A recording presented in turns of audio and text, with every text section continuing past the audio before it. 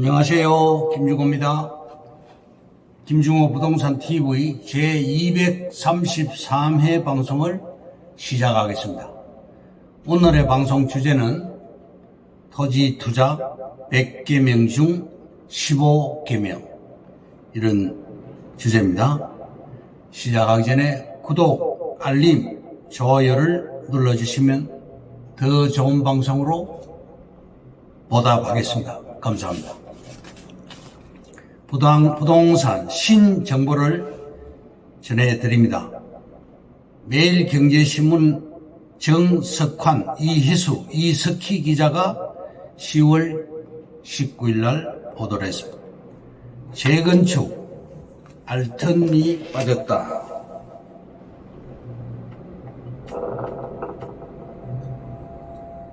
엄마 아파트가 내년 3월 조합에서 추진을 하는데요.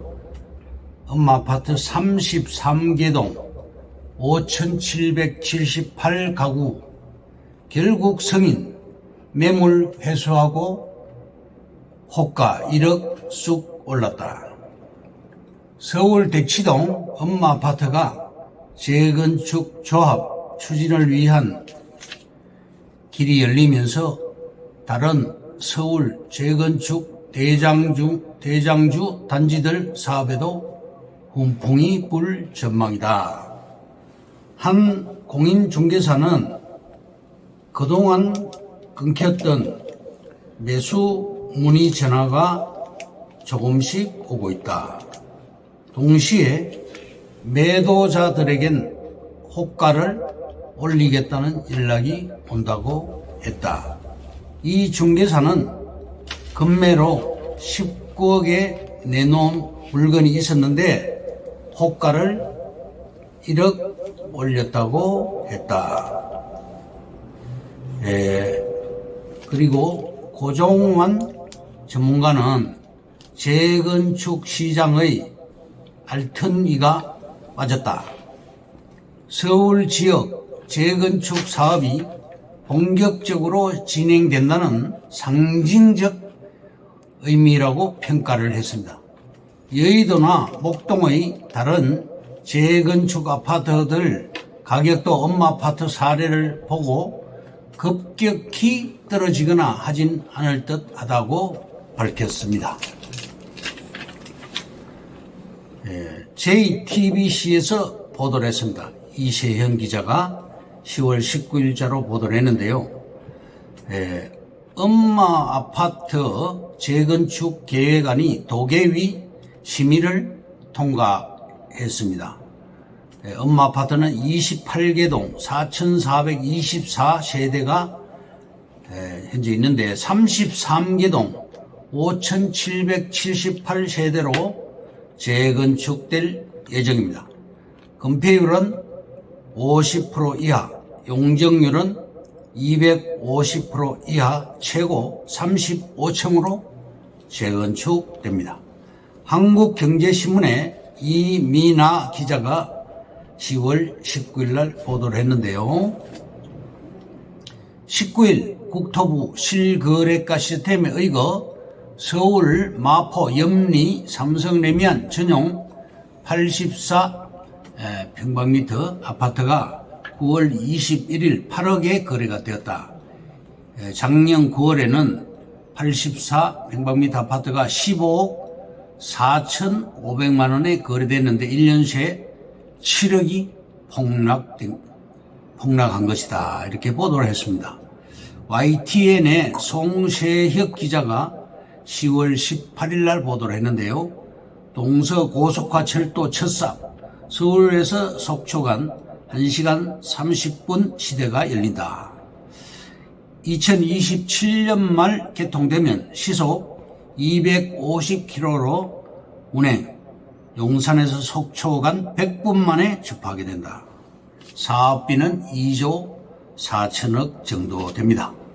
속초 착공식에 참석한 윤석열 대통령은 교통망 확충을 통한 지역 균형 발전을 강조하며 중앙정부의 적극적인 지원을 약속을 했습니다. 동아일보의 최동수 기자가 10월 17일 날 보도를 했는데요. 둔촌주공 재건축 10월 17일 공사 재개를 했다.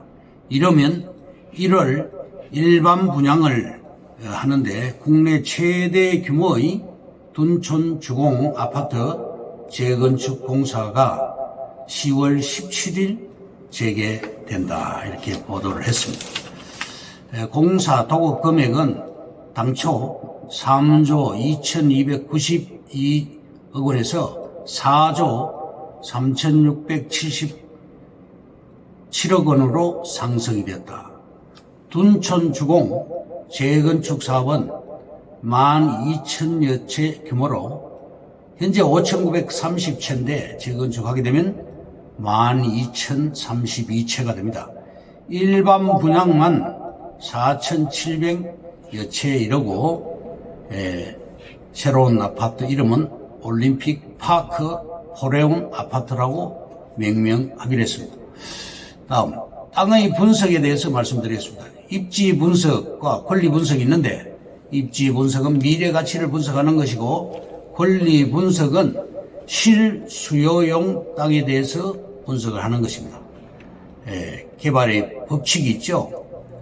땅이 개발 계획이 확정이 될 경우 확정 시에 3배가 오르고 착공 시에 또 3배가 오르고 완공 시에 3배가 올라가고 입주 시에 3배가 올라갑니다. 예를 들면 확정 시에 100만 원이었다면 착공할 때는 300만 원, 또 완공할 때는 900만 원, 입주할 때는 2,700만 원이 된다는 얘기입니다. 복정 1지구 주변 땅은 2016년에 지정이 되었고 확정이 되었습니다. 평당가가 300만 원에서 완공 시에 900만 원, 또 입주 시에는 평당 2,700만 원을 예상하고 있습니다. 미래 가치를 보고 투자할 때 투자용 땅은 권리 분석을 하면 땅을 못 삽니다. 향후 인구 유입이 10,000명 정도 예상되고요. 위례 신도시는 40대 인구가 많습니다. 따라서 이곳도 40대가 가장 많을 것으로 예상이 됩니다. 정책을 보면 성남시 도시기본계획과 개발 정책에 의거 또 정부에서 실행하는 816 정책에 볼 것 같으면 역세권 땅을 먼저 개발을 하겠다는 정부 방침입니다. 인구를 볼 것 같으면 소비층과 돈을 알 수가 있죠. 소비층이 중요합니다.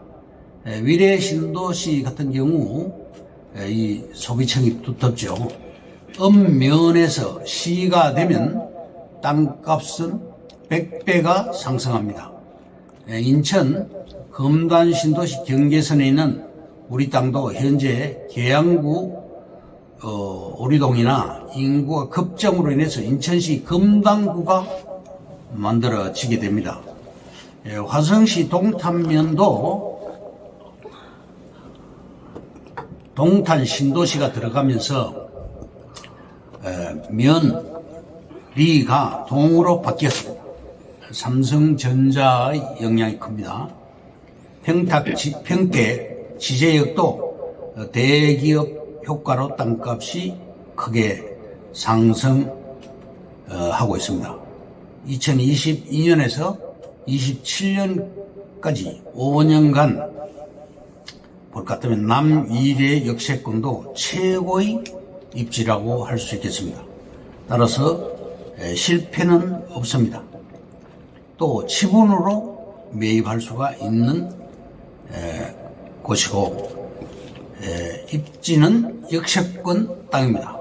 무조건 투자에도 성산이 있습니다.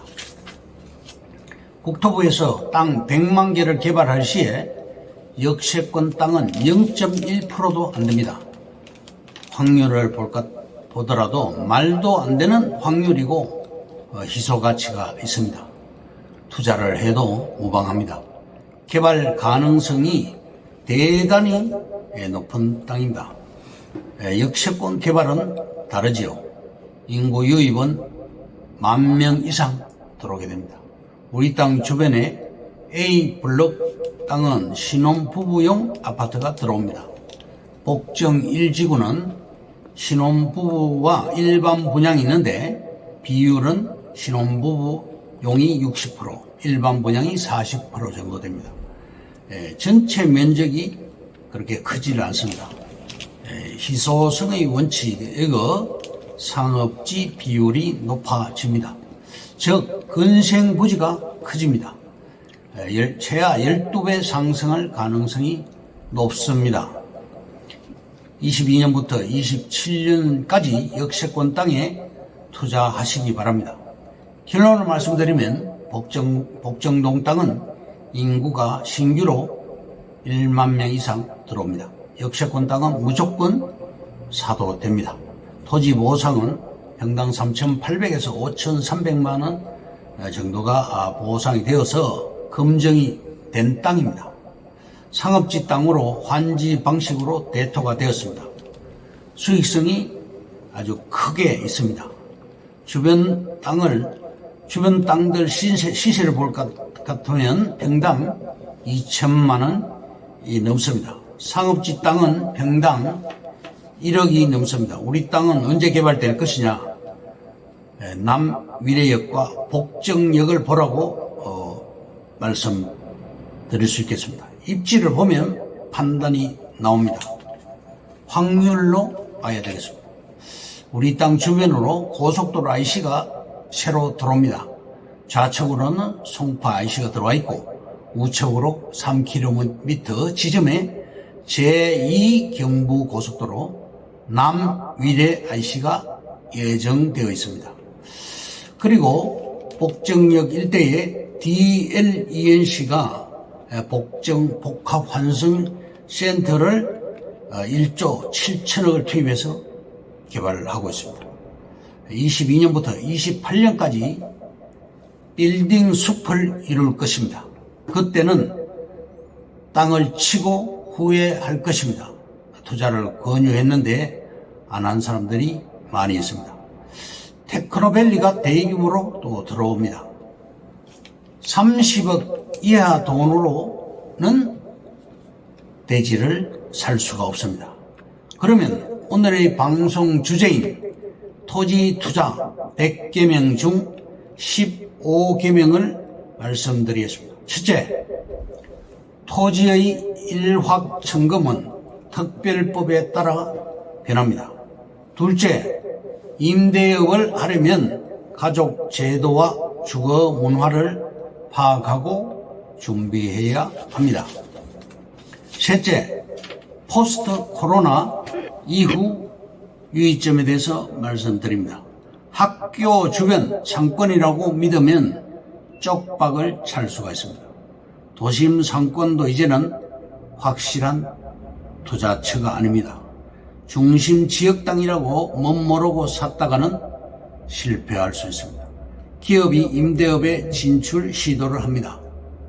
원룸 주택을 샀다가 실패할 수 있습니다. 신혼 가구 수요를 무조건 믿으면 안 됩니다. 넷째, 농지 거래 가능 여부는 중요한 판단 기준이 됩니다.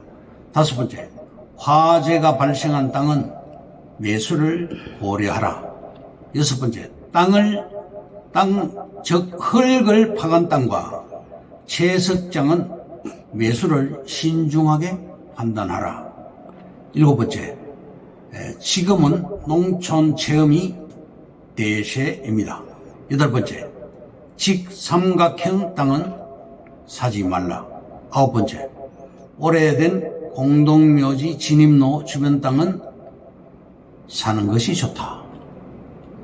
열 번째, 후면 땅을 먼저 산 뒤에 전면 땅을 사는 것이 좋다.